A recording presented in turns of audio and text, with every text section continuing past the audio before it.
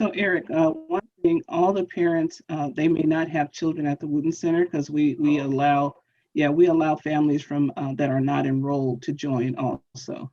oh, okay, perfect. Yeah. And the other thing is we always, um, say you don't wait until high school to get ready for college. Yeah. So we want to make sure everybody knows what the kids can do now, to get ready. Okay. All right. Okay. All right. Well, then I'm going to give you. I'm going to give you a bunch of information. You'll like it.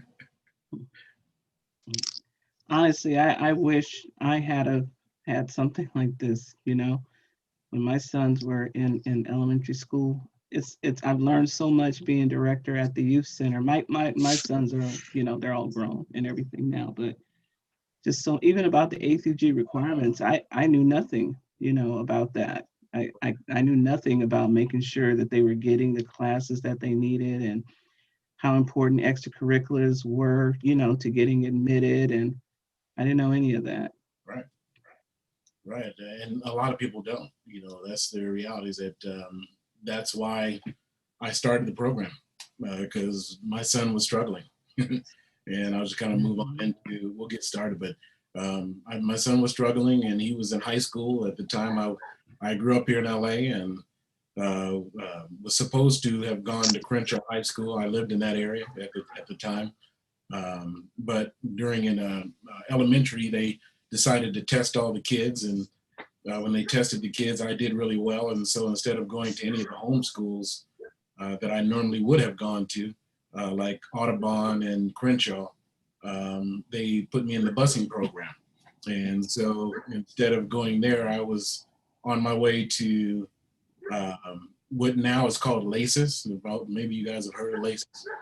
And Yeah. yeah, and then after LACES, they sent me over to Birmingham High School. So Birmingham was a good 2-hour drive in the morning, and it was always a conversation around my breakfast and dinner table, as a matter of fact, because I was up about 4:30 in the morning on the bus at 5 something, and played sports, so I didn't get home until 7:38. And so my mom was always concerned that, man, your day is gone the whole day, and they really should have spent some of those millions that they spent to bus you guys all around the place. They should have spent those on, fixing Crenshaw. Right. Yeah. So, so, many, many years later, when my mom unfortunately had passed away and decided to take over the family home and move back in the neighborhood. And my son, I enrolled him at Crenshaw, my eldest. I enrolled him at Crenshaw and went about, just being normal life. And unfortunately, I could see there was things going on with him, my eldest, who was at Crenshaw. And slowly but surely, I could see his grades deteriorating and his attitude deteriorating. And over time, I could really see that there was something going on with him. And when I talked to him, he didn't know what was going on. He wasn't sure, but he just wasn't happy. And so I went over to Crenshaw and asked them, hey, I want to talk to some of the counselors and some of the teachers and see what I can do to be more involved, because everybody wants to make sure the kids are doing well. And that's when I first found out. That was 1998, and that's when I first found out that at Crenshaw High at that time, there were about 2,300 kids and 3 counselors. And I said, well, wait a minute, that can't be right, because the one thing about Birmingham was, at the time at least, it was pretty affluent. And so, we had, 6, 7 counselors. And anytime I wanted to see my counselor, I just went in and saw my counselor. My counselor helped me fill out the paperwork to go to college and everything. But what I realized at that time is that the reality for students at Crenshaw and in most schools in the community was that that's not what it's like. And actually, at that time, they said on the state website that the student to counselor ratio was like 945 to 1. And so that's kind of what started me with becoming, what I am today, is working with Educate California. At that time, I was a financial advisor at American Express, and I took some time off and decided that, I wanted to kind of pursue this.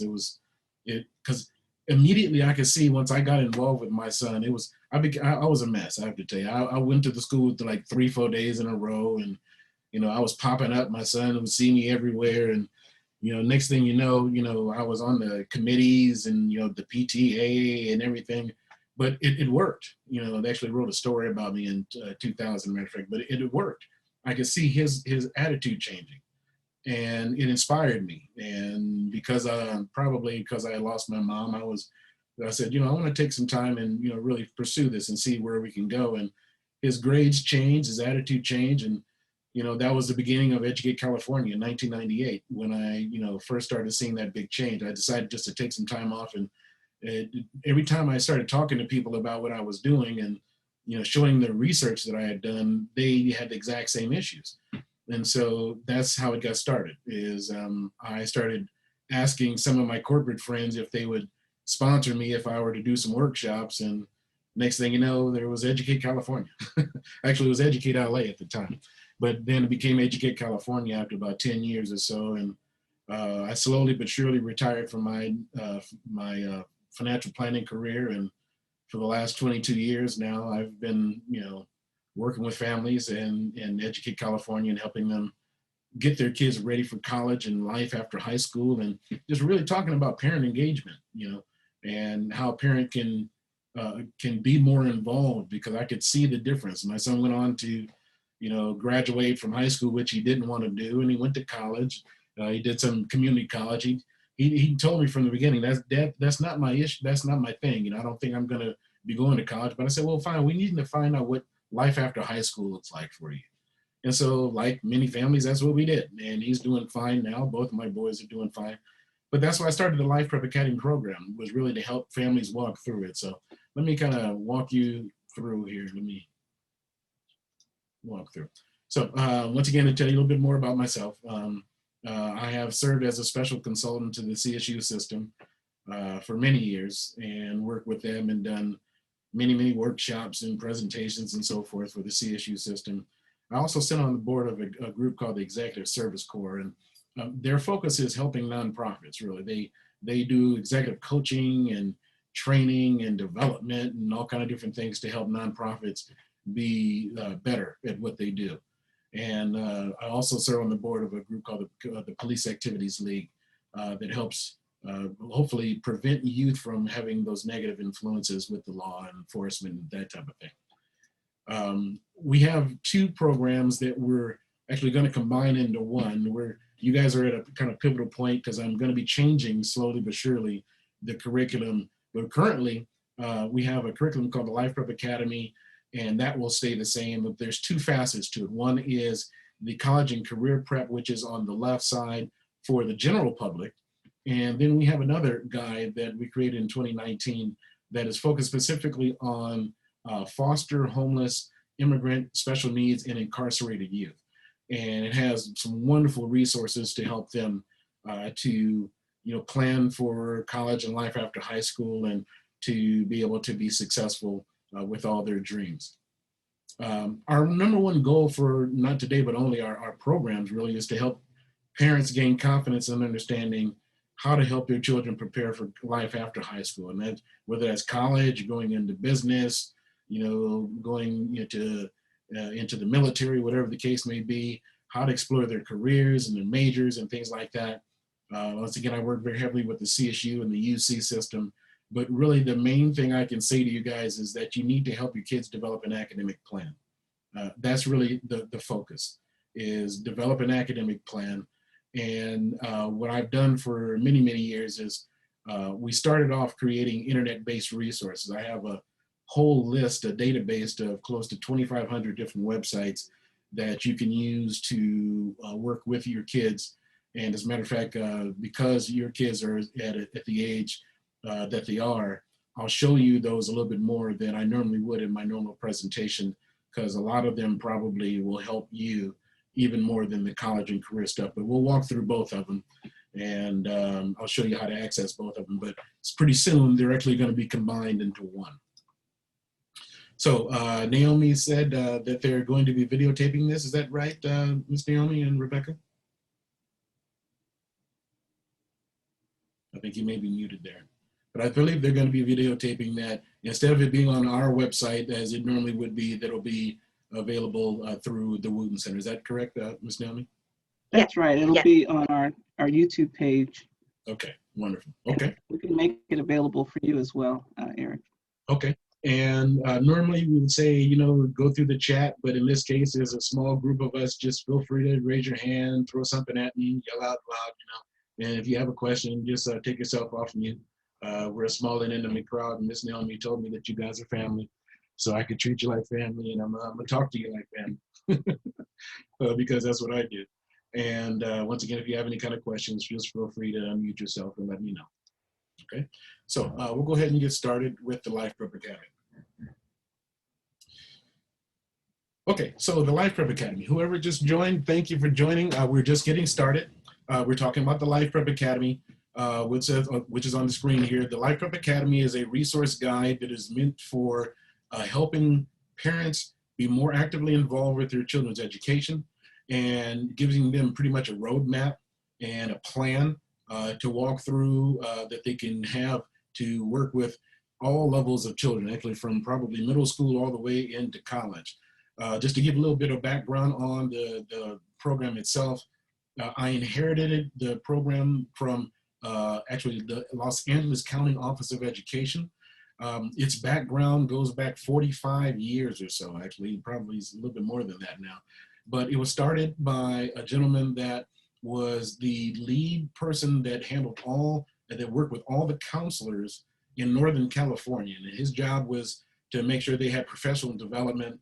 And at a conference, I'm told, actually I met him at a conference, he said that he heard his counselors discussing a subject and he was kind of worried because they were saying different things. And so he created a series of resource guides that would help his counselors learn more and to, you know, stay on track and every year to have the most current information. So he did it for about 20 years or so. And after about 20 years, he was close to retirement. He passed it on from the folks in San Mateo, which is where he was, to the folks here in Los Angeles. And the Los Angeles County took over that at that point in the 80s, or at least the 90s, around that time frame. And they were the ones that I reached out to when I started doing my research on my son. And I found this cool resource guide. It was called something different at the time. But I found this cool resource guide, and it had, you know, all this wonderful information that I needed. And I said to them, man, this would have been cool for me to have in, you know, when my son got into high school. And they said, well, actually, we've been giving these out to kids, you know, for years in the high school. And I said, well, why'd you give it to him? I mean, you know, it probably sat in his backpack or you left it on the bench, you know. It would have made more sense for you to give it to me as a parent and to do workshops. And they were so struck by that, they actually asked me to join their board. So I did that for 8 years. And in 2000 or so, it was probably about 2008 or so, they told me, you know, they were going to be retiring a bunch of folks. And they asked me if I would take over the distribution of this guide that has been given out to more than 5 million kids and been used by kids since 1974. So that's the history of the guide. It's a wonderful resource guide. And even though your kids are young, the nice thing about it is I'm going to show you the paper version of the guide. We're going to walk through the PDF, but it's digital. On our website, you're going to have access to the whole guide. And there's some great links on helping you just be better, more involved and more engaged parents and so forth. So we're just going to walk through and we'll walk through it together. Okay. So we will start here on page 3, right there. Okay, on page 3, and I actually can spend a whole workshop on this page, and I have in many cases, because it talks about something that's very, very important. It's about knowing your child's learning style, parent engagement, study habits, and those types of things. And once again, in the digital version that you'll get access to at the end of the webinar, it'll be exactly the same. So you'll have access to all these links that are in there. There's probably about 300 or 400 different links throughout the book that give you access to even more information once you've read the book. But parent engagement is one thing I always talk to folks about, and let me open that up here. So parent engagement takes different forms. And what I encourage people to do is to really kind of decide where you want to be, because there's the participants that are not that active. They partake in the extracurriculars. They go to the football game or the soccer games or things like that. But they, in their own way, they are part of what's going on. The more engaged parent is the person like yourselves that are looking for tools. And luckily for you guys, see, because I wish I had had this information back when my kids were really young, because frankly, this, like I said, is all the way from age, I say 7th grade or 8th grade, really in that area, all the way through college. But for you to be an engaged parent, that means that you're looking for tools, you're going to workshops, you're going to webinars, you're seeking the things out, and that's important. You need to at least be at that stage. That's a minimum I encourage parents to be at, is at the engaged part. But now the involved parent, that's a little bit different. That involved parent is someone who's going up to the school. They're part of the PTA. They're taking on roles in the community and so forth. And that's a cool place to be, because not only what that does is that helps you help counselors. And what I mean by that is because when we have parents that are involved, they're kind of spreading knowledge to their friends. And that's what we really need at this point, is because we know now, okay, it's not 945 to 1 as far as the student to counselor ratios like it was back, in 98, but it's still 620 to 1. And if you can imagine having 620 kids on your caseload, I mean, that's not realistic. So the reality is, what we want to do is we want to get parents from the point where, they're coming to the games to the point where, I'm looking for tools, and to the involved point, because now you can help spread the word if you're the involved parent. And then if you want to take it further than that, that's up to you. I mean, those are the leaders, the people who are, in assuming roles in, the civic process and those types of things, and ambassadors that, want to be part of the community. That's really cool. But minimum, I'm hoping that you'll always not only just be engaged, but be involved. And that's very, very important to me. So let's go back to here. One thing that you need to understand that will be something that your kids will need to understand, and this was important to my son, is about the learning style. Learning styles, in my particular case, I asked my son, I said, do you understand what that means? And he said, well, a little bit, Dad. I heard you talk about it, but he didn't get it. And so I kind of explained it to him in the way that, I do with Mike Hunt. My wife and I are very different. She's one of those book readers. And she likes to get a novel. I mean, she has a whole library of books, and she's a novel reader. She wants to, kick everybody out the house and set the lights up perfectly and read her books for some time. And that's something that I can't do that. I sit in my chair, my desk so much, I would be asleep after about 10 minutes doing that. But I love to hear it on my iPhone. And so she's the visual learner. I'm the more auditory learner. And I'll put it on my headset. We'll get the same book in some cases, and I'll listen to it, and we can discuss it and so forth. But I'm the more walk my dog on the elliptical, listen to it, and I have a different type of learning style than she does. But what I also explained to my son is that most youth nowadays are the third learning style, which is kinesthetic. And it was funny because when I was showing him this, he literally slowed down. He said, whoa, wait a minute, let me see. He says, whoa, that's me. So, this is that simple? I said, well, no, it's not that simple, but you have to understand that every student learns differently. And if they're not learning, if your child is sitting at the front of the class like we made him do, gave him new glasses like we did for him, made sure he got good sleep at night, turn off the TV at a certain time. And, we did all the things we thought were the right things, and he was still struggling. And he said, Dad, I looked at the board, or I'll listen to the teacher talk, and I wasn't getting it. But then when I first started the organization, I started finding different videos and websites so he could type and research and look at videos and things like that, and everything clicked. It was amazing. Everything clicked for him. All of a sudden, his whole world changed because he got it. So you're saying my learning style is different. I said, yeah. So if the book is not working for you, look at some of these videos I found for you. And his grades went through the roof. His attitude changed and everything changed. So students need to understand what their learning style is as young as possible.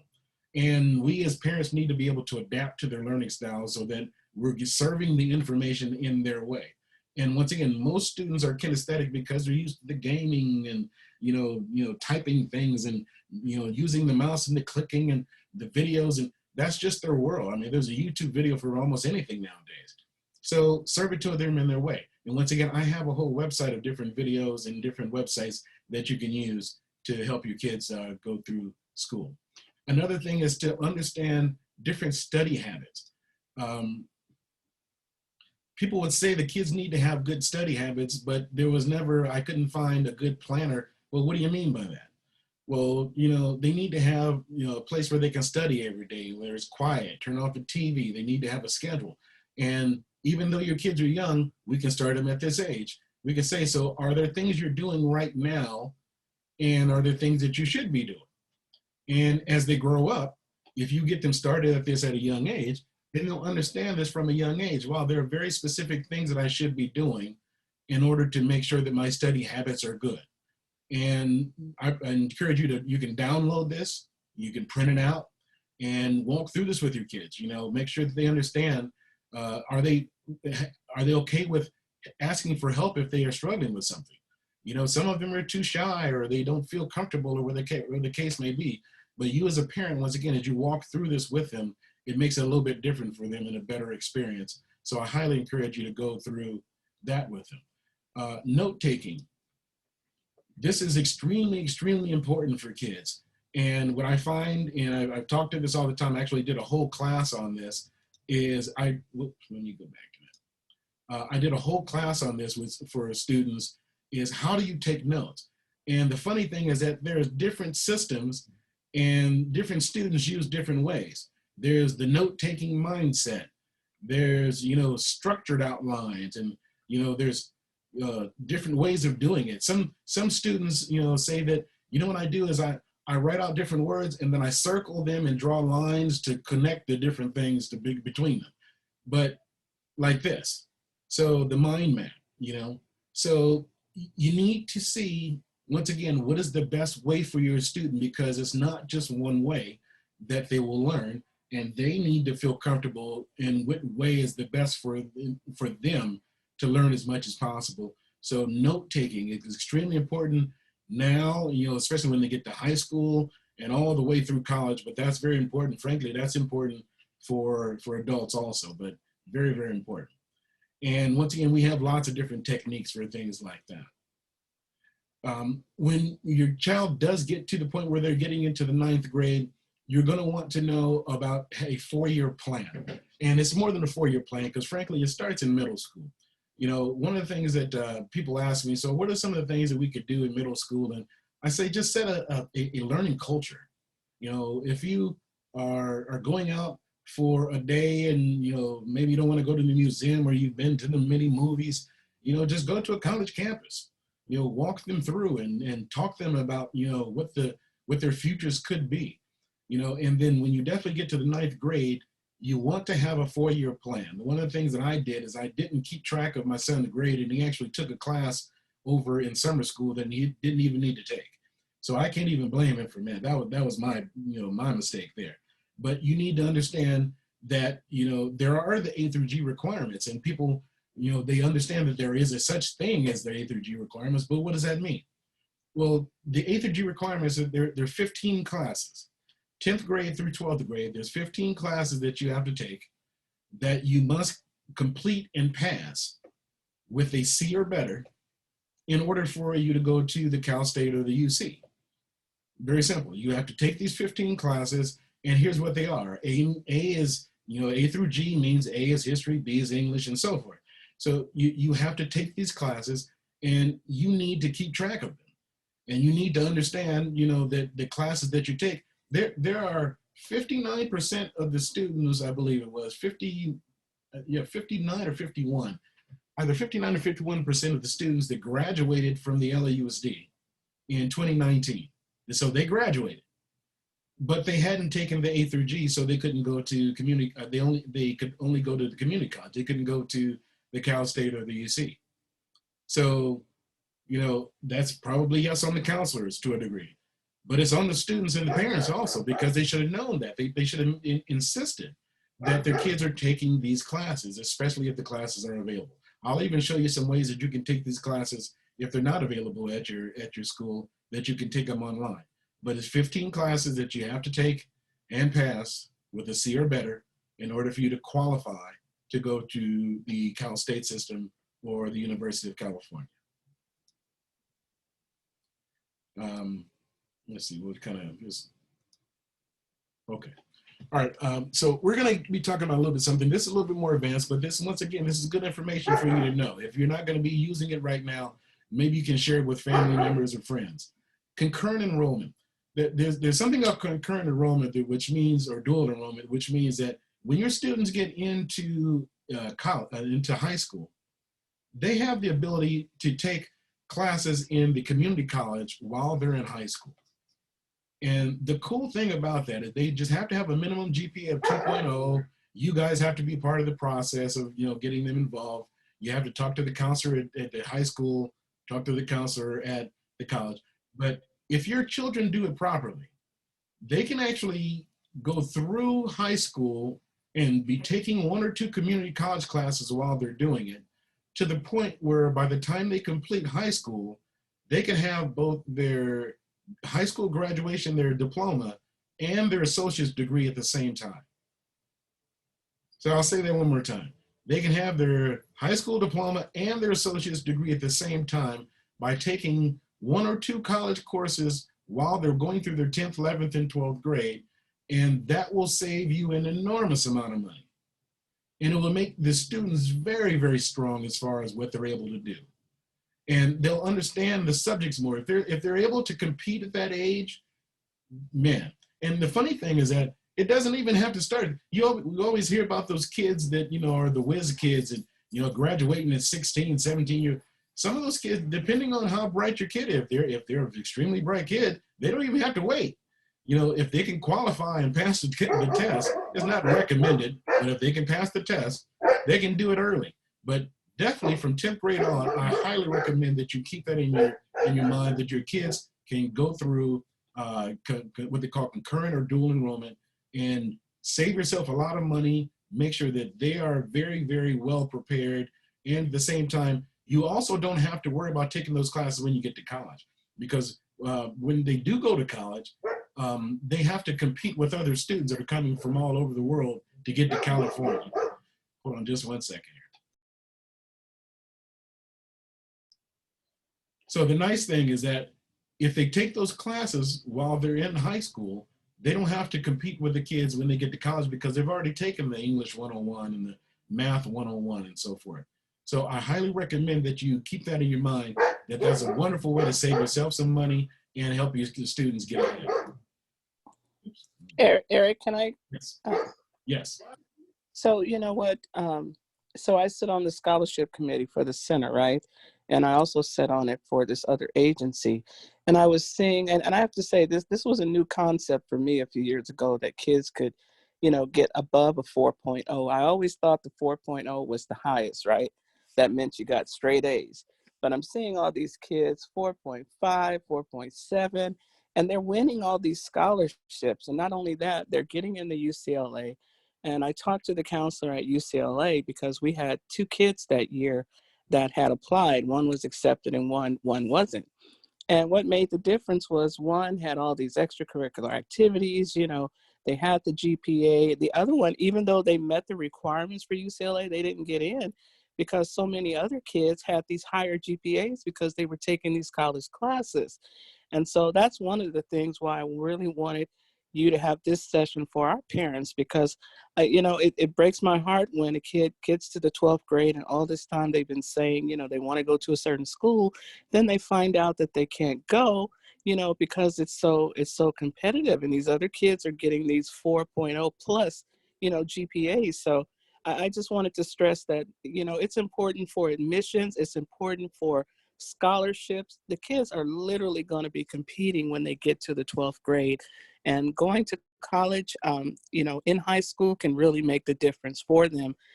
If they have that goal to go to certain schools like UCLA, they've got to do more. No, I'm glad you said that. And I will say this once again, Naomi told me I could talk to y'all like family.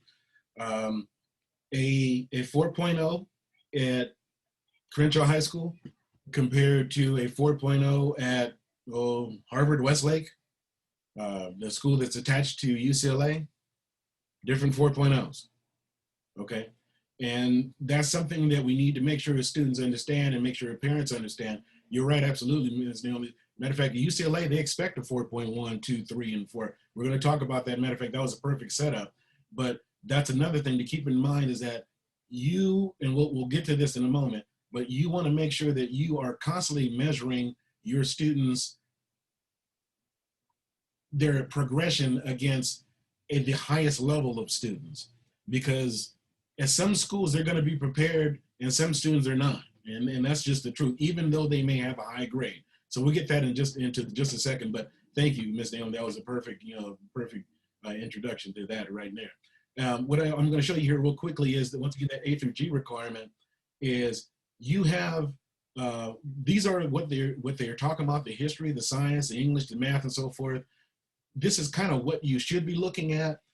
Take 4 years of math, 4 years of English, as much as you possibly can. Once again, another thing is I always talk to parents about the foreign language. If your student wants to, I highly encourage actually have schools now that are teaching kids in dual languages, which is excellent. I love that. But especially when the kids get to high school, if they're going to use their language after high school, which I highly recommend because it makes sure that if they're bilingual, they can make more money, is that they don't skip years. Do it in the 10th, 11th, and 12th, or the 11th and 12th. Don't skip years in there because you want to keep using it all the way into college and make sure that you stay strong with those skills. Something that Ms. Naomi was talking about, the Avid program, that's one of those type of college prep courses that you can take at your school. And if your kids have the opportunity to take it, I always highly recommend taking that Avid program. But those AP classes, we were talking about that a second ago, about the 4.0s and 2s and 3s and so forth. That's how you get there, is the advanced placement courses and the honors courses and the, those types of courses, the concurrent classes, they give you different credits, a half a point for, taking those and passing those courses. So 4.1, 4.2, those are the ways that you accumulate those. And not only having the 4.0, but then taking more classes on top of those, which are their AP classes and the honors classes. And nowadays, unfortunately, a lot of these schools don't have as many AP classes available as the more affluent schools. So this one right here called UC Scout. Scout is a website that was created specifically for that particular case. What they have here is online, you can actually take courses that are UC approved for all the different A through G. And not only can you take them the A through G courses, but you can take the AP level courses for all of these different courses. And what's done is that it's graded by your school. You have to coordinate with your counselor that they know you're going to be taking the courses. But it's a wonderful opportunity for students that want to get ahead and parents that want to, push their kids a little bit further and they know that they can handle it. One thing I will say is that if your student is good in English and math, don't take AP history. Because people say, hey, you need to take as many AP courses. No, you need to take what you're good at, because an A in a normal class is better than a C in a AP class. I always ask that question to folks, and they always wonder about that. Is it better to get an A in a normal class or a C in an AP class? And the answer is you want to get that A in a normal class, because if you get a C in an AP class, what you've essentially done is you've told the admissions folks that, hey, I'm really good at this, but if you get a C, you're not as good as you think you are. So if you're not sure that you're, really strong at it, don't take it. Take the AP courses that you know that you're strong in, because that only makes more sense. And that way, you won't, be able to, the admissions folks won't wonder why you took that course, not knowing that you were not as strong as you thought you were in that course. If you guys have any young aspiring athletes, it's good to start them with this now, is that even at the young ages now, that they're starting with the kids, recruiting and talking to the kids, and they need to understand that when they do get to college, there's the NCAA eligibility place. And we have a lot of kids that are losing their scholarships and things like that because they're doing things that are not within the scholarship levels, and they're not within the rules. So you want to make sure that any student that wants to compete in college, that they start talking about that early, and that they follow all the rules and the collegiate rules and so forth. Because once again, I've seen kids that are superstars coming all the way up through high school, and the next thing you know, they get to college and do something, or they're even about to go to college, and they do something that may disqualify them from reaching their dream. So you want to make sure that you do that. Right under that is the entrance exams, and the SATs and PSATs. Things have changed pretty much. As a matter of fact, Miss Naomi, I don't know. Are you guys? What have you heard the most recent? Because things have changed so dramatically. You probably Right. more than I have. So the last I heard is for this current year, coming year, the UCs and the CSUs are not requiring SAT tests, but a number of schools are. And if you go to collegeboard.org, they will tell you which schools still require the SAT. So there are quite a number of them that are. And there's also no guarantee that UC and CSU won't go back to it the next year, because they're doing it now for COVID. Exactly. Yeah, and the best thing I could possibly, was there a question? No, the best thing I could possibly say about the SAT and even the PSAT is that the best way for your child to do well on it is for you to start early. Have them taking all the preliminary tests and the SAT itself. The best thing you could possibly do is to go through the classes that the Wooten Center has. A good, score, people always ask, so, what is a good score? The maximum is 1,600. 1,100 or 1,200 or so is 1,100 is an average nowadays for getting into the UC, the Cal State systems in that area. The more selective school that you want to go to, the higher SAT score you want. That's pretty much the basic thing, is that the combined number of your GPA with your SAT score is going to determine how selective of a school that you want. And nowadays, schools like the Cal States, they're getting very, very selective because there's so many kids they want to go to. They're facing what they call impaction. So that just means that there's more kids coming than they have seats. So we want to make sure the students focus on that SAT score, their ACT score also, but they want to make sure that they focus on that, because that will determine how selective of a school they can go to. So the SAT question of the day, which actually they shut down. I was so sad to see that, but I have a feeling they're going to bring it back up when things normalize. But the question of the day was one question that they will send to your email or to your phone every day, actually. And I'm sure it was done by the College Board. They're probably going to bring it back.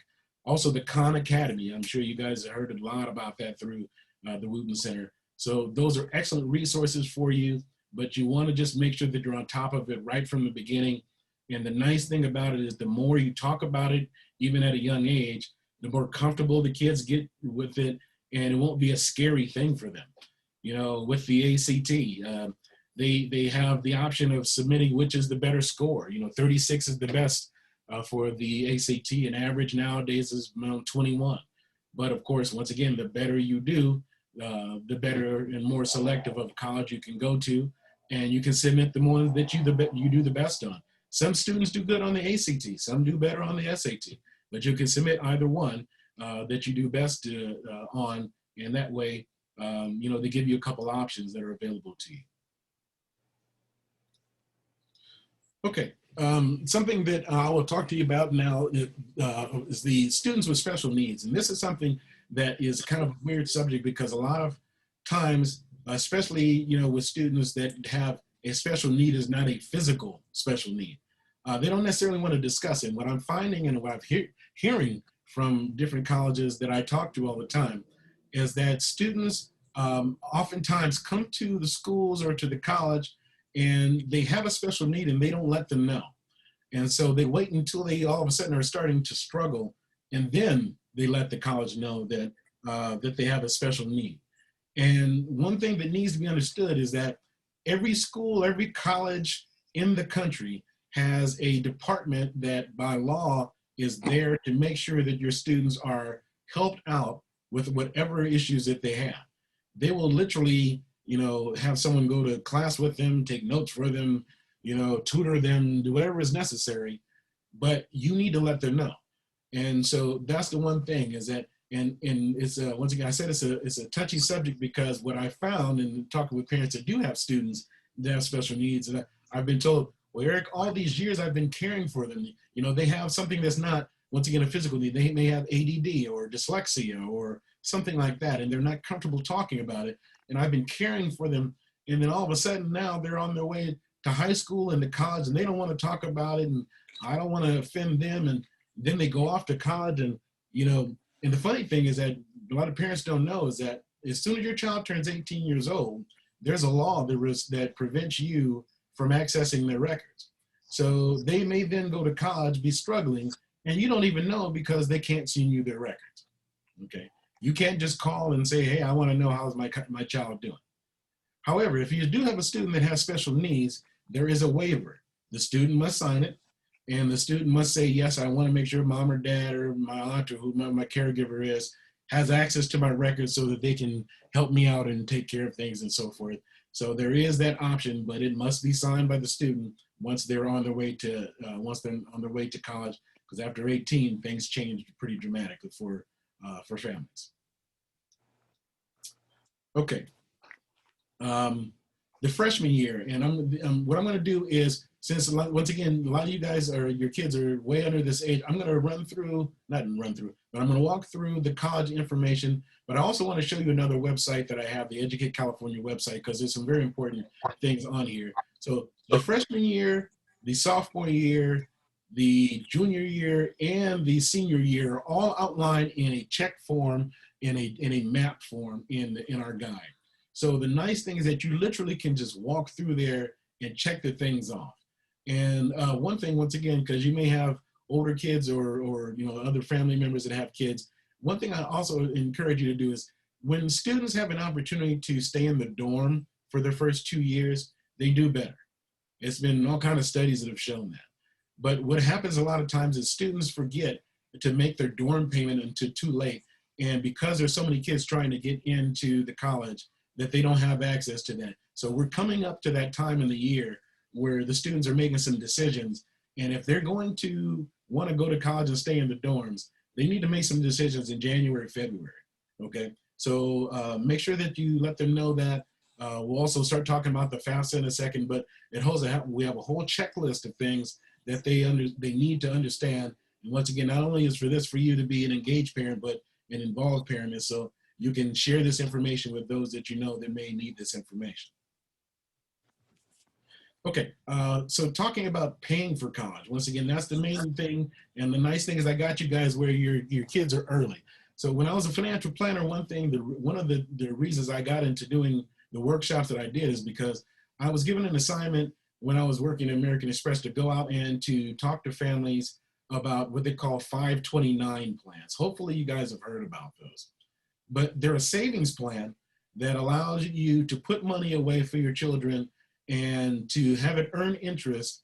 And when you then take the money out of the account, you don't have to pay interest on the money that you've earned. You don't have to pay taxes on the interest that you've earned. The most popular one is called Scholarshare, and you can just Google it. Scholarshare is a wonderful one. There's lots and lots of them. That's not the only one. But in California, and it may be actually spreading it throughout the country, but Scholarshare is a very, very popular one. It's very strong and so forth. But that'll be a good way for you and other family members to put away money a little bit at a time. I think the minimum, is like $25 a month or something like that. It's a very affordable and a reasonable way for you to save money for college, and that's the best thing to do. But I also ask parents, what is the best way to pay for college? okay? And I hear parents tell me all the time, the best way to pay for college is scholarships. And I say, yeah, you're right. That is a good thing. Scholarships are good. Oh, by the way, I think there may be some chats or something like that going on. Miss Naomi, I'm not sure if you're, oh, okay, you are watching. Okay, great. Yeah, but I hear people say scholarships and grants and loans and things like that. And that's true. But once again, we're family here. The best way to pay for college is to not have to pay for college. Okay, so the best possible thing you can do is, once again, to instill in your children right now an education mindset, a college mindset. They need to be even in middle school dreaming about what they're going to do in college, because if they get the right grades, then they won't have to pay for it, and you won't have to pay for it. And I tell students to their face when I'm doing my workshops in person, which I haven't done in a while now, hey, look, if I had known that I didn't have to, burden my parents and my mom, I should say, with, having to, come out of her pocket and drain her part of her retirement account and all those different things. If I had just known, when I was actually one of those kids that liked school, I liked school. Had I known that there was a reason for me to go above the 3.5, which is where I ended up. I was going to go straight to Cal State, but no one ever told me why I should go to UCLA. Or a UC level school. But you let them know that right from the beginning, and take them to the campus. Like I said, walk through the campus with them, build that dream up for them, and then tell them, if you're smart and you're smart and you apply yourself, then they'll give this to you for free. And the students always ask, why would a college, give you $160,000? I mean, it's almost $40,000 a year to go to UCLA, around that area. Why would they give you $160,000 to come to their college for free? And the truth of the matter is, it goes back to what Miss Naomi was talking about, those 4.3s and 4.4s. And all UCLA has to do is compete with Harvard and Yale and Stanford and all those other major colleges and say, well, we'll gladly give a student $160,000 when we can apply for a grant for $250 million to build a new wing on the medical center.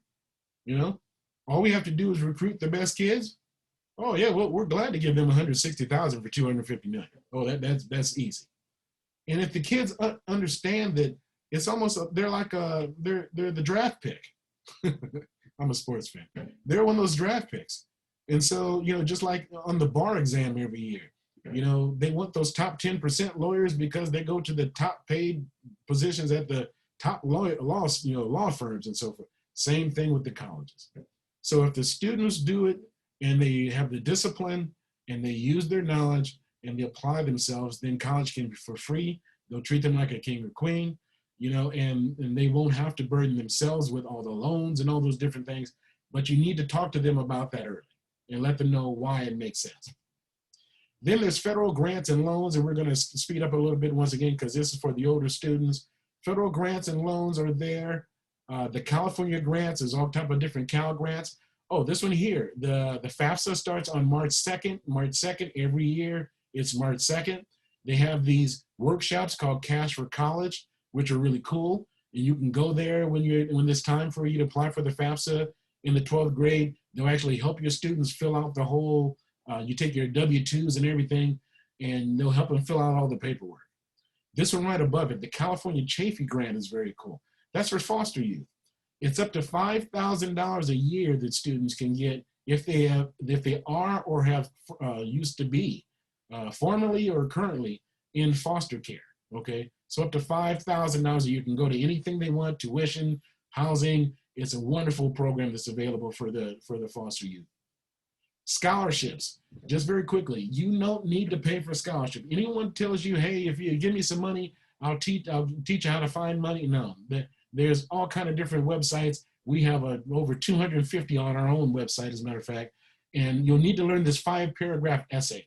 That's how you become become good at doing the 5-paragraph essay that's necessary to get the money.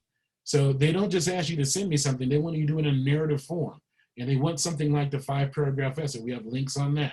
On our website, we have a whole list of scholarships that are available for you. And they're broken down if you're, depending on by race or, age and religion and all kind of different things. So you have lots of different scholarships that are available for the students. They have to be at the 3.25 or better. That's where they need to be, 3.25 or better, and that's when the scholarship world kind of opens up to them. And something else I'll tell you is that millions of dollars go unclaimed every year because students don't claim it. And students don't reach out and try to access it, the scholarship money. You can get scholarships everywhere. Churches, your parents, your companies may give scholarships to your kids. Groups that you're part of, if you're part of a fraternity or sorority, they may give out scholarships. The colleges give out scholarships, and they give out scholarships to different nationalities. And that's something that a lot of people don't understand, is that they give each different nationality, every ethnic group is given money at the college. And if they don't give all the money out, then it's perfectly cool for a Latino child to ask the African American group, do you have any money left? Or vice versa. So reach out to the different colleges and look for those scholarships, because school can be very close to, if not free, paid for properly if the students have the right grades and are doing the due diligence starting in the 9th and 10th grade of looking for the scholarship. Now, you can't apply until you're in the 10th, your 11th grade, really. That's where you're only going to start, is the scholarships. And many of them don't even want you to start until you're in the 12th grade. But at least get used to writing those essays so that you'll be good at that. There's ways of teaching your kids how to manage your money here, being savvy about credit cards. One thing a lot of students think, parents think that credit cards are bad. They're not. At some point in time, you want to make sure that your student has a credit card. Just don't have them have 5 credit cards when they're 18 years old. Get them one so that they can take care of bills and take care of, expenses. If their car breaks down, if they're out and they get stranded, whatever the case may be. So it's good to have one. I would actually recommend that you get them one that, has a balance, like I said, that is not going to be something that you can't handle if they're not able to handle it. And then you walk it through them and walk them through that and make sure that they are managing it properly. And that takes us to the next thing, if, developing a budget. I love to teach students when they're in middle school and in high school. So why you want these Air Jordan shoes, and you want these different toys and all these different, PlayStations and games and all these different things. And well, let's take a look at what, is reality here. And if you want to scare them, you can show them your budget. I always tell people that. Scare them and show them your budget. The reality is that no, there's certain things, and as they get older, they're going to need to understand this. This is not something that's going to stop when they get into college. But especially when they're going to college, they need to understand that the check is going to come to them now. It's not even going to come to mom or dad. And so they have to manage that money. And every year I hear from people, Mr. Moore, can you help us find some scholarships because my son or daughter has spent part of their grant money or their scholarships money or whatever. They need to understand this whole budgeting process, and it's better that they get started early. So go through this with your kids. And like I said, have fun with them, give them an allowance, and then have them work out the different things that they want to do, and have them create their own budget even at a young age. That'll be a good fun exercise for them in a way that you can get started at an early age with your students. Okay, so choosing a college, we're gonna, like I said, go a little fast here. Choosing a college, there's lots of different ways to do it. There's different assessments that they can take for learning about their majors that are available. Here's a whole checklist of different things that students can do to see if the right college is the right one for them. I will say this also, the best way to help a student select the right college is to take them on college tours. That's the best possible way. Have them choose the right one. I always hear stories about, actually there was one young lady who just was, had her mind set on going to UCLA, and, she had the money and the grades, and, a lot of her friends and family had gone to UCLA. So, she ended up at UCLA. It was miserable because it was so big. She had gone there, but she hadn't realized how big it was, and she felt like a small fish in a big pond type of thing. And so someone recommended, hey, have you heard about Loyola Marymount? Smaller class sizes, a little bit more for someone. She was a very introverted type of person, and she was also a spiritual person. And she went over there and she saw it and she loved it. And, but you got to find the right college for you. So the best way for you to find the right college for your student, or for them to find the right college for them, I should say, is for you to put them in those situations where they can go out and spend some time on the colleges. And one thing I always even say, there's even a better thing to do, especially when they get to high school. and maybe the 10th or 11th grade, is have them go to the college without you. Sounds scary. Yeah, but have them go without you. Call the college. Say I have a junior that's thinking about going to your college. They just want to come and see what it's like. Can you match them up with someone in the admissions department, a young student, maybe one of their college students that can walk them around and spend the day with them? You give them a few dollars and let them go spend the day. And the best thing they can possibly do is to ask questions. I have a whole list of questions here that are for the students. Is, these are important things. And number one, they'll ask questions with them that they won't ask with you standing next to them. And have them go through the questions. What I tell parents is that have them go through these different questions. How much time you spend on homework? Are there safe places? Are there certain teachers that are just a disaster and you stay away from them? Or, financial aid question. How much do you spend on your package? How was your package? Have them go through the questions and then come back and report to you. So that's their homework, is that they go there, they get a chance to spend the whole day without you, but when they get home, they have to be able to answer certain questions that are important for you and for them, so that they are able to say, yes, I do like this school, I don't like this school, and why, and some things like that. So we have more tips on getting into college. Let's see. Just real quickly to give you some ideas of what the colleges cost and the different types of colleges available for them, for your students. The UC system is around $30,000 or so, and there's 10 campuses. The Cal State has 23 beautiful campuses. There's about 17.5 or so. And then there's the community college, and they have 114 campuses, and now they're doing things online, $46 per unit.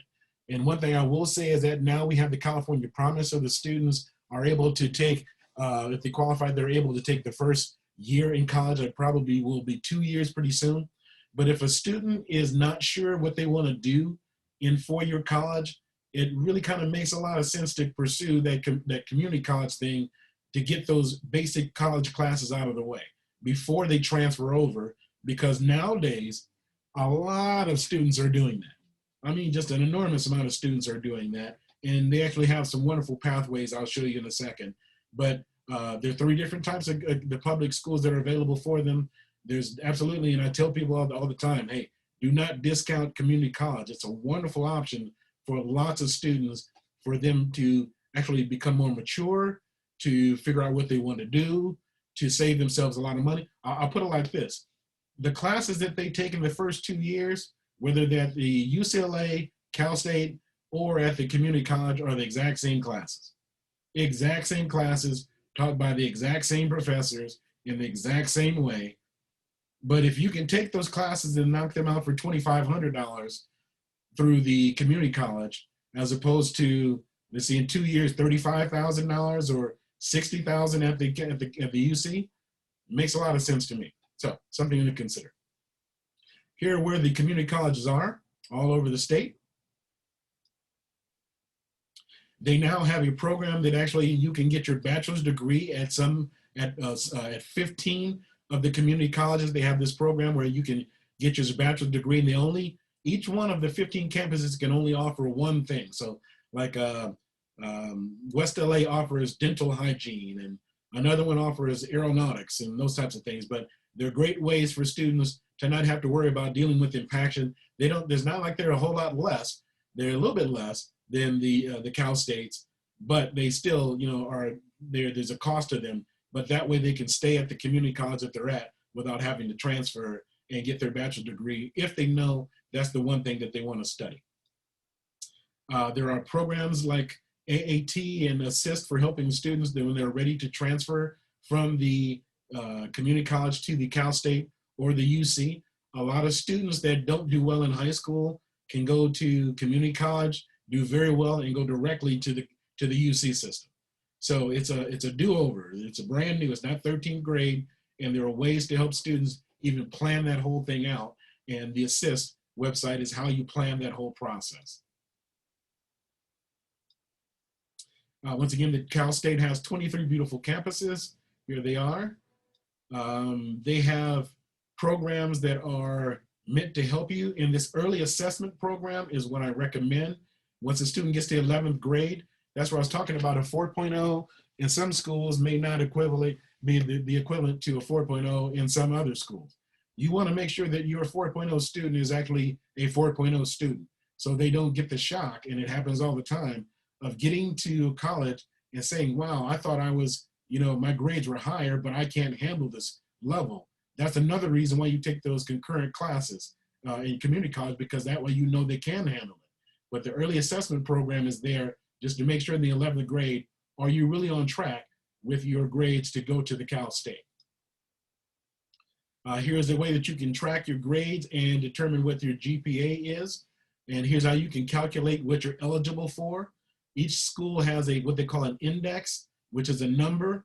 And that number is your GPA times something, and your SAT score combined gives you what your total index is. And that index will let you know what kind of school that you're going to be available to go to. And this is how you can do all those calculations. The UC system here have 10 beautiful campuses, once again. And nowadays, instead of those personal statements they used to have, they now call them insight questions. 8 questions that you have to choose from. You get to do a 350-word essay on 4 of those questions. And you're basically telling the UC system why you should stand out.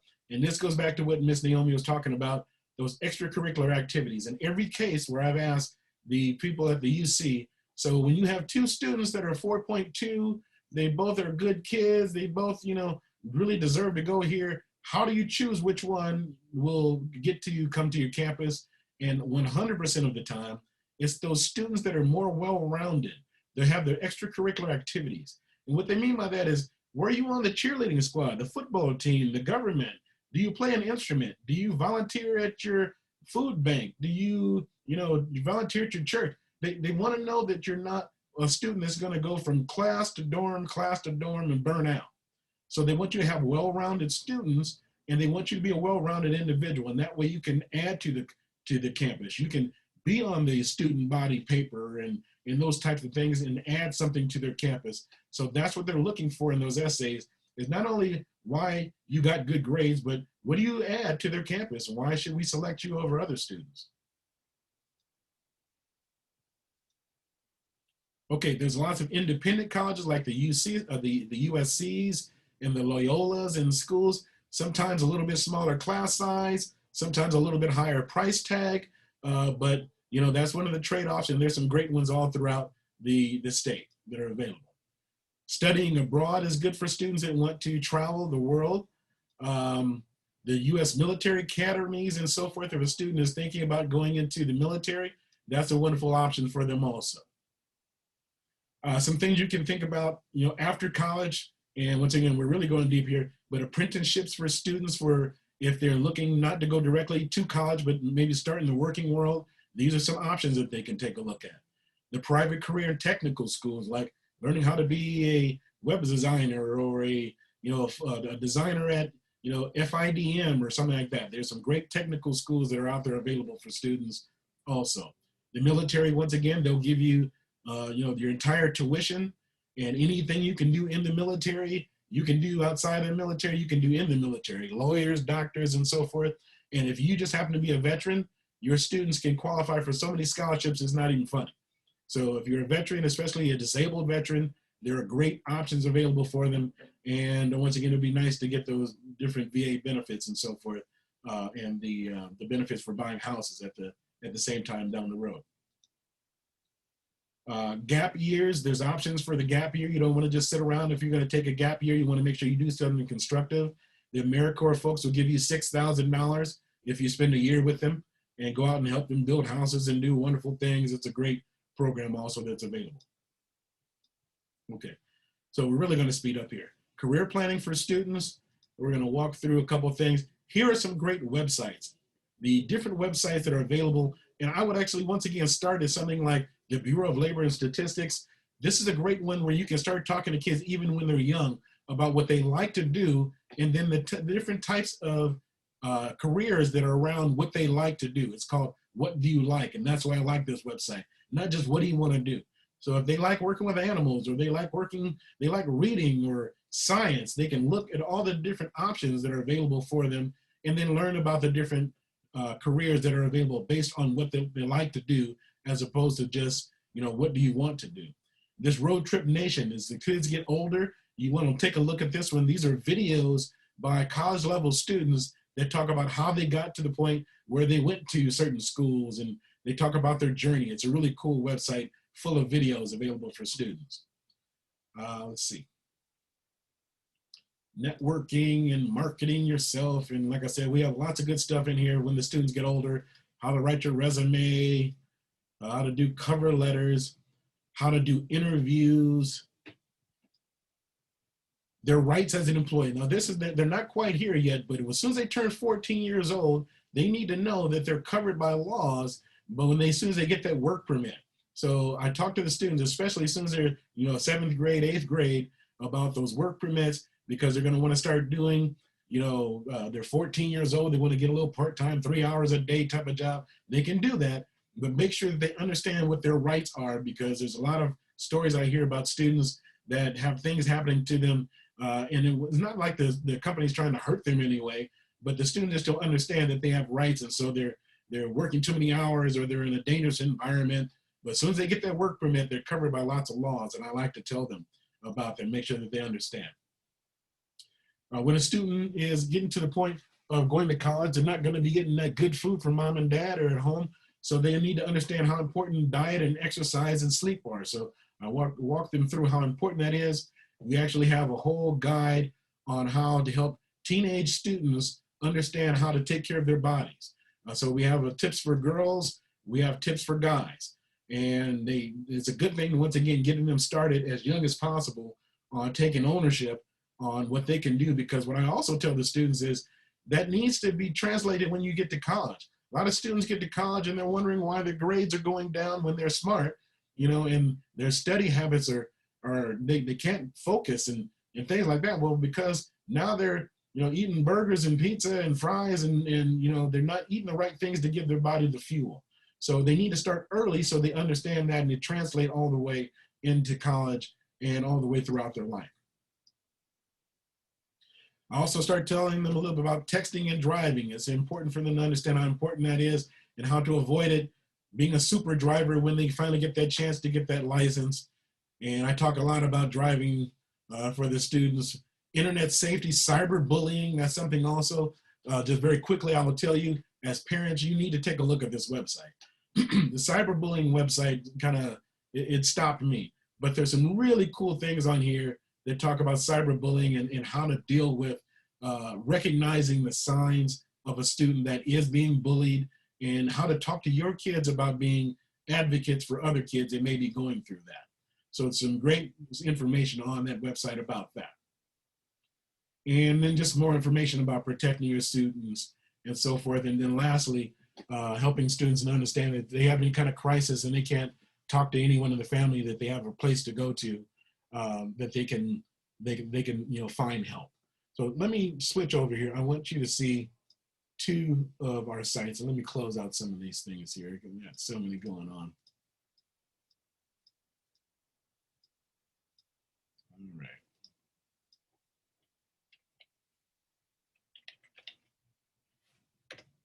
Okay, so we have two different websites.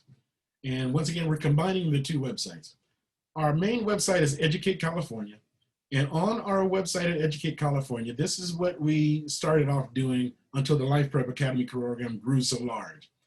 On here, I have actually put together a database of websites that you can use to help your kids and to help them do their homework, prepare for college, and just some wonderful things.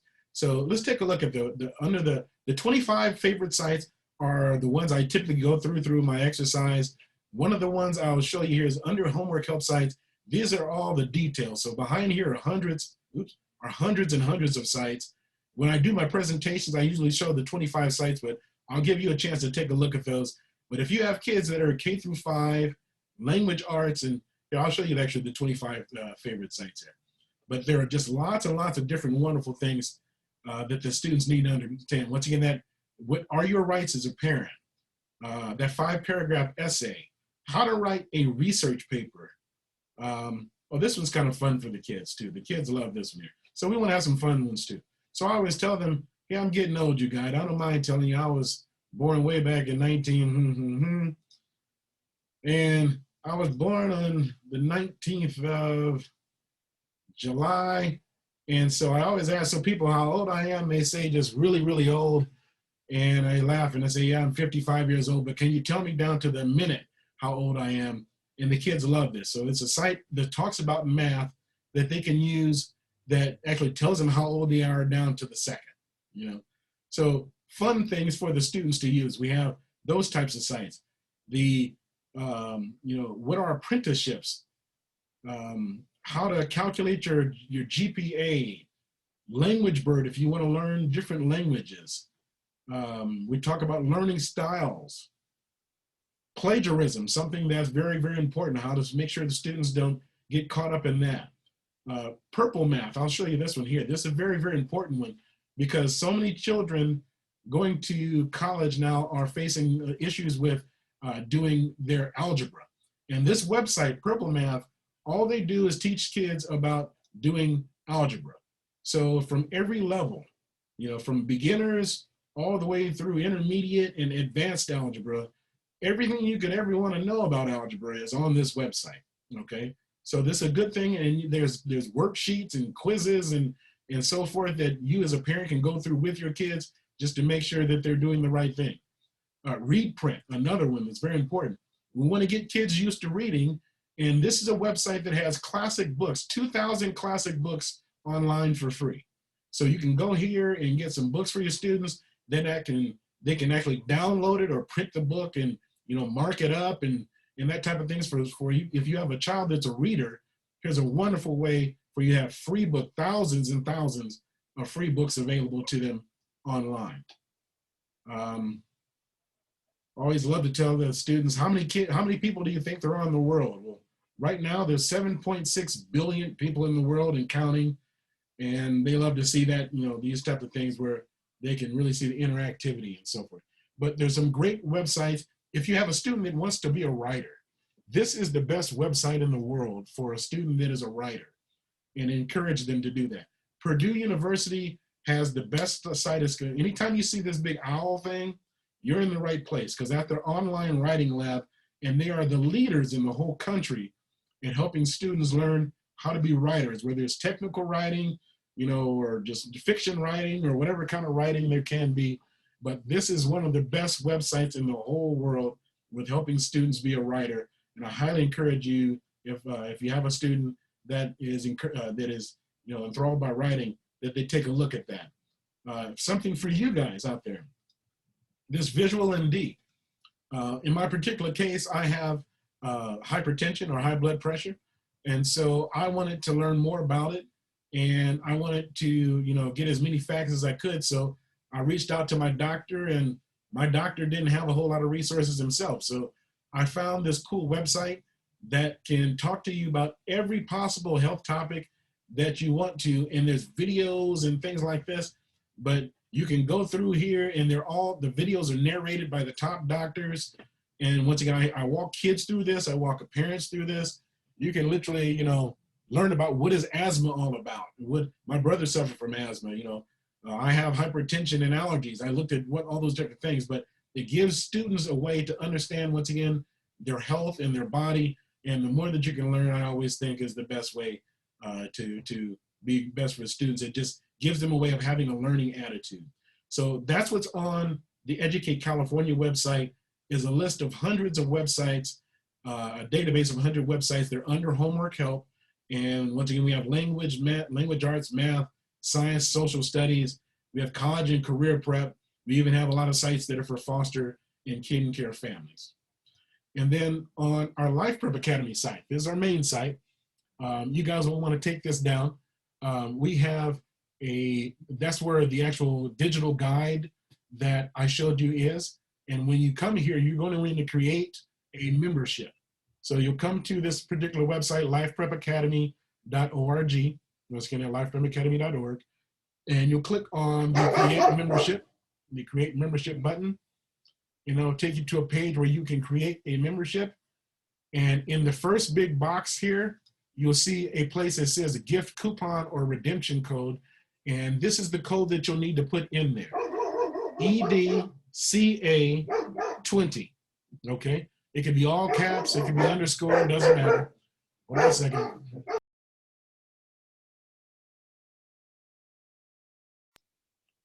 And once you put that code in there and you click apply, as you'll see, it'll give you a nice green bar that says that your code is invalid. Oh, I'm gonna have to go back and update our code. But it was, let me see, ED-20.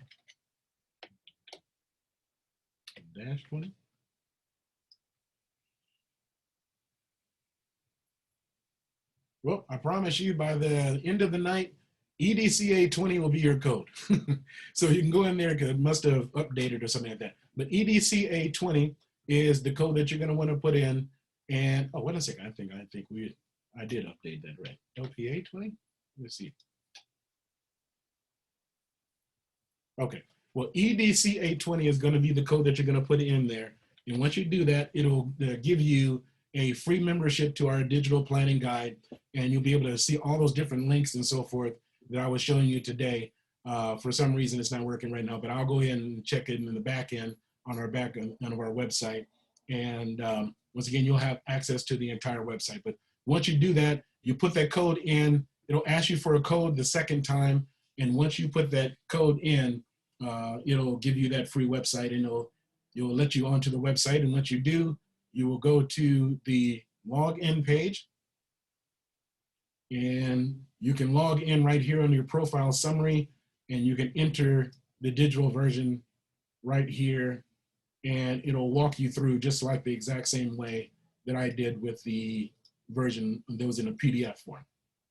Okay, so that is the Life Prep Academy. I hope this is, this has been some information that, has been helpful. Here, I'll unmute everyone here in a second.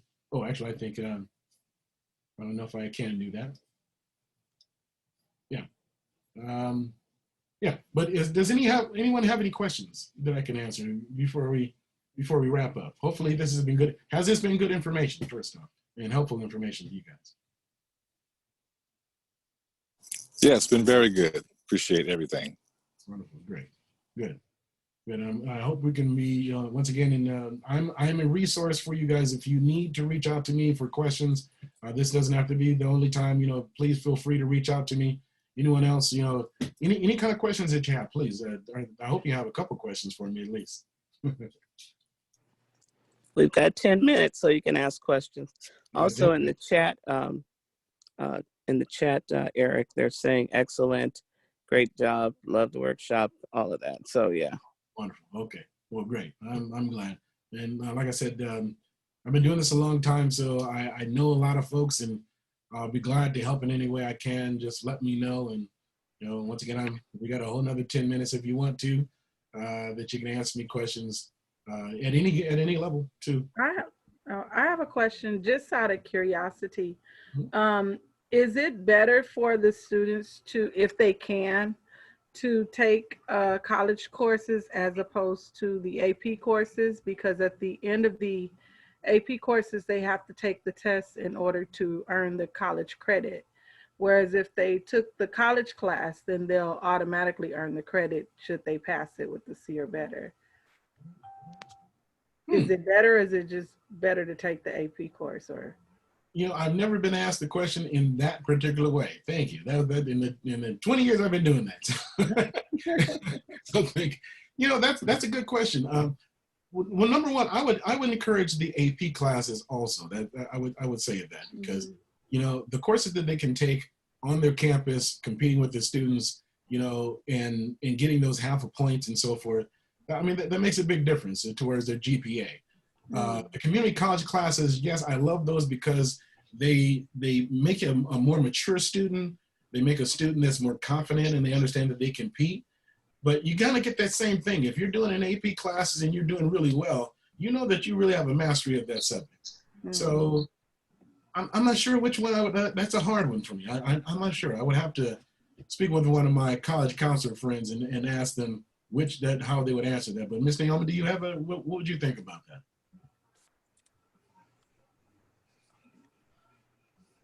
Are you still there? Naomi? Hi, yes, okay. You know, I'm really not expert on that, I wouldn't say, but I mean, the way she broke it down, I think I would probably choose the college since, you know, you lose that one step, but don't quote me on that because I'm really not an expert on that. Yeah. I'm actually just speaking from experience. I was fortunate enough to be able to attend Middle College High School on Southwest College campus, completing 90% of college courses. While I was in high school, I got dual credit. So I got credit for the high school courses when I took math, English, and so forth, as well as the college classes. My son, on the other hand, went to Washington High School, in which I was trying to get him to take take some classes at Southwest College for his college credit, but he chose to take the AP courses. And said, you know, Mom, I'll still get college credit. It wasn't explained to him that he had to pass the test. So he missed the test by 1 point. He did not earn the credit for college. Whereas I told him you had the time, he had half of the time of high school to take the classes at the college, which was right down the street, and he chose not to. So that's why I was just asking you which one was better. I see. For you to do. Yeah, no, that makes sense. I understand what you're saying. You know, it's still a hard one, you know, to answer honestly. But I would encourage them to take both, quite frankly. You know, with the GPAs that students now are getting into the more selective colleges, you know, the more the better. And if they do have the opportunity, like you said, with that dual enrollment, I mean, that's the best thing possible for students, man. That's a wonderful thing if a student can do that. And you know, definitely taking those classes in the 10th grade and beyond. But that's a hard one. But I would say take both of them, because frankly, you know, the admissions people, who I would probably want to ask that, and I'll see if I can find the answer to that. Quite frankly, and it's a personal answer, but I wonder how the admissions people would see that. That's, you know what I'm saying? So that's what I would want to find out, is how admissions people would view that. Because once again, they have so many kids that are taking and passing and competing those AP courses. And I don't know if they would have a negative or positive feeling about that, but I'll see if I can do some research on that and determine that. But that was an excellent question. Thank you. Yeah. Do they typically limit how many college classes you can take in a semester when you're in high school? No, not that I know. Actually, they say 2, but at the same time, if you have a high GPA, you know, you could take, you know, 1 or 2 during during the normal time in summer school, and I mean, so you can take them all throughout the year, just like any other normal. Yeah. The reason why I was asking is, let's say in the fall semester you're limited to 2, you know, per semester. Then so you take the maximum college classes that you can, which would be 2, and then take the rest as AP. Yeah. And so you kind of work out a plan. Yeah, you work out a plan on, you know, you schedule them out, and so. But the main thing is that to push your kids to do that. And so congratulations, you know that he wants to do that. Push him to do it, because you know they can do it. One thing I did, I don't know if you were here in the early part of the session, but I say though, you know, an A in a normal class is stronger than a C in an AP class. So we don't want to take too many AP classes if they're not strong in those subjects. You know, if you're good in English and math, don't take science and history, you know, because it's not going to look, you know, strong on your transcripts, because you're saying that I'm good at this, but you're not showing that you're good at this. So, you know, but I definitely encourage you guys to push your kids as hard as possible, and at the same time, you know, make them build their dream. You know, that's the one thing I can say. One thing, I started this because of my own kids, and I wanted to, you know, make sure that they're all right.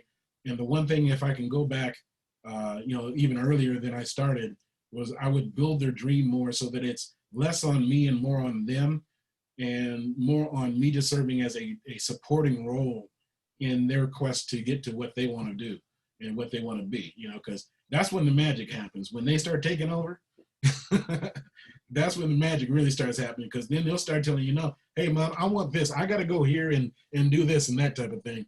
And that's when things will change for you. And that's the best possible scenario. Eric, I want to make sure that we spend at least 1 minute in closing on for the parents whose children are in elementary school or even middle school, things they can start doing now. For example, if you want them to take extracurriculars in high school, start them now. Start them in music now, start them in sports now, start them in leadership now, volunteering service, get them in things now and they'll keep doing it when they're in high school. So any other thoughts from anybody on what we can do now for the kids outside of academics to prepare them for college? Just to touch on that also, when I talked to some different folks in the admissions groups, and there's requirements that students have to do X amount of hours, and if it's 50 hours and you come in with 60 hours or 55 hours, as opposed to someone whose lifestyle, because they've been doing this as a child, is that no, they always give time at the food bank or the church or this, and they come in with 200 hours. Well, that's a lifestyle person, and that's what they're really looking for. They're not looking for someone who's doing that basic number of hours just to get by and to graduate and to say I did the 50 hours. And it's nice to have those kids too, but once again, they're looking for a well-rounded student that's their life and lifestyle. So I agree 100%. This is the time, you have your kids doing the sports and thinking about leadership roles and things that they can do and volunteering, and that's very, very important, because down the road, number one, it'll make them happier folks, number one, to be able to give like that, and it'll help them qualify for even more things, in my opinion. One of the things I experienced with my oldest son is sending him to, there are different programs, but one of the programs he went to was the Johns Hopkins Center for Talented Youth. It's a program for children to go to. It's not all academics. They got a chance to go to various classes, different types of subject matters. And because he got a chance to be a part of that program, he was able to kind of figure out what he really wanted to be. He was kind of stuck in what he wanted to do, but he got a chance to select the classes he wanted to go to. And he went to those classes. And I think when you ask if it's something else you can do, especially at an early age, because this program starts at, I believe, 5th grade.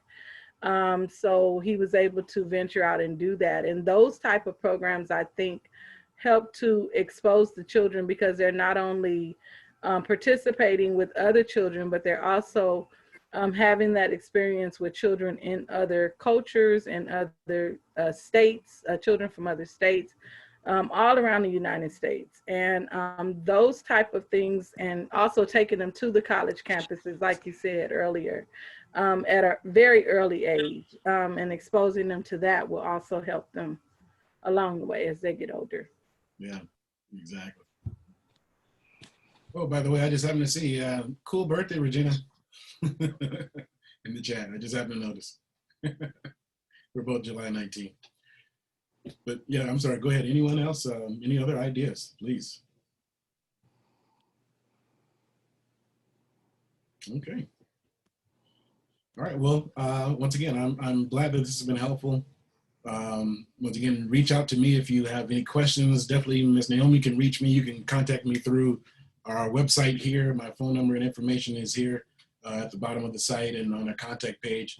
Once again, I'm here to help in any way I can, and I appreciate you guys sticking with me all night and staying up, taking after your day, taking your time. It's very important that you do that, and so I applaud you all for what you've done. So yes. Once again, thank you. Unless there's anything else, Ms. Naomi, I thank you all. No, but Eric, thank you for always coming. And Eric, he also does this session as part of our SAT prep workshop, which the next one will be in May next year. So I did put in the chat the link to the Life Prep Academy. It's lifeprepacademy.org. And then the code EDCA20, right, Eric? And you're going to set that up later on tonight. Yeah. So definitely take advantage of that. It's a lot of information. Just get a cup of coffee sometime and sit down and definitely go through it. I personally have the book and I use it with my grandkids. So Eric, thank you for making it, complimentary, as you always do for our families. And we just appreciate, you're just so resourceful. That's why I love having you back. And God bless you for always coming when we call. No worries. No worries. And trust me, I'll have the code working by the end of the night. I'll get that fixed. I'm not sure what happened. Okay, no problem. No Something problem. must have got twisted on there. But yeah, I'll have that done. Okay, all righty. All right, you guys, Parent Power Group every Monday. Make sure you RSVP. It'll be up tomorrow, and then the video will be on YouTube next week. So tell a friend, and Eric will get that link to you as well. Sounds good. Thank you, guys. All right, have a good night, everyone. Thank you, everyone. Have a good evening. Thanks, Eric. You're very welcome. Take care now. Bye-bye. Thanks, Eric. You're welcome. Thank you, guys. Till next time. So I think I might be here. I'll go ahead and end it there. I think I'm in control. Or can I pass it back to you here? No, I think I need. Yeah, I can close it. I'm gonna close. Oh, okay. Okay. All right. Okay, Take bye. care.